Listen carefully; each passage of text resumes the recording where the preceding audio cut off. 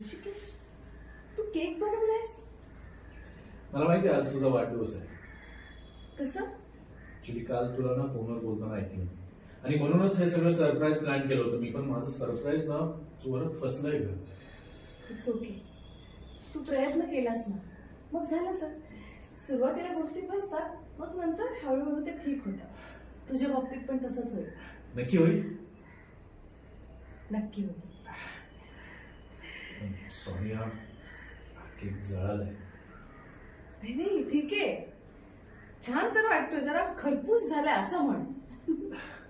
नाही आपण दुसरा करू. नाही नाही, नको नको, काही गरज नाही. हात छान आहे.